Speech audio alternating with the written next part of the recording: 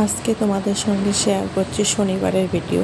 তো শনিবার দিন আমার বড় অফিসে যায়নি, আমার বরের একটু শরীর খারাপ ছিল, জ্বর এসছে, সেই কারণে অফিসে যায়নি। তো সেই দিন আমরা ঘুম থেকে দেরি করে উঠেছি, 9টার সময় উঠেছি। তো 9টার সময় উঠে আমার বর বলছে পরোটা খাবে। তো আগের দিন আমি চিকেন মহারানি করেছিলাম, খেতে কিন্তু অসাধারণ হয়েছিল।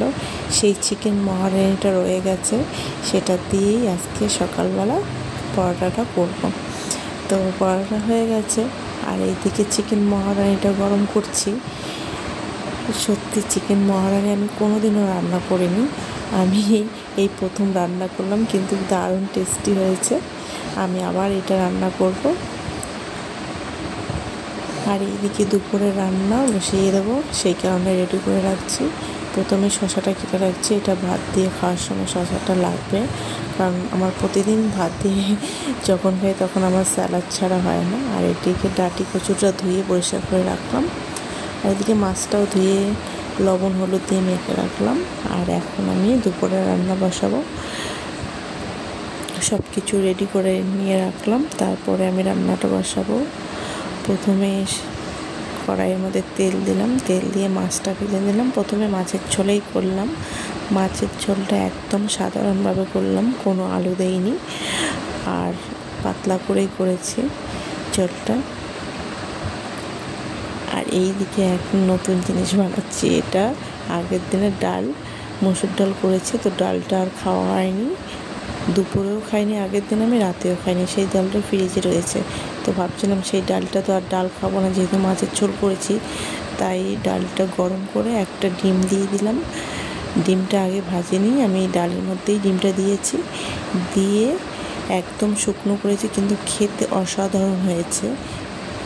তোমাদের যদি ডাল বেঁচে যায় ঘরে, তোমরা ডাল দিয়ে এইভাবে বানাবে, খেতে ভালো লাগবে। আমার তো ভালোই লেগেছে। আর একটু ভাজা মশলা দিলাম, ভাজা মশলাটা দিলে একটু টেস্টি হয়। দেখো একদম শুকনো করে নিয়েছি, খেতে বসে কিন্তু এটাই বেশি টেস্টি লেগেছে। তারপরে এইদিকে আলু আর পেঁয়াজ কেটে রেখেছি, এটা ভাজবো কালো জিরে দিয়ে। আবার এদিকে লবণ শেষ হয়ে গেছে, লবণের প্যাকেটটা কেটে নিচ্ছি।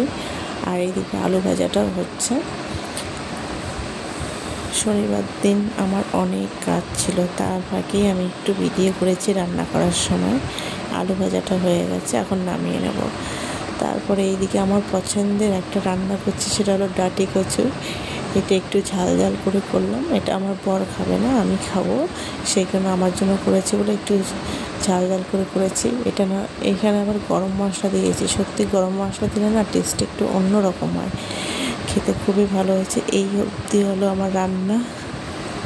তারপরে একটু বাইরে বেরিয়েছি সন্ধ্যার দিকে, কারণ ছুটির দিন করে আমরা একটু সন্ধ্যার দিকে বাইরে বেরোই।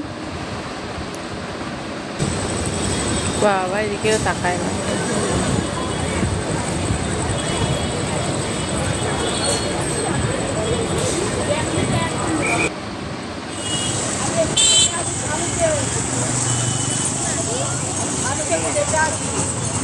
আলু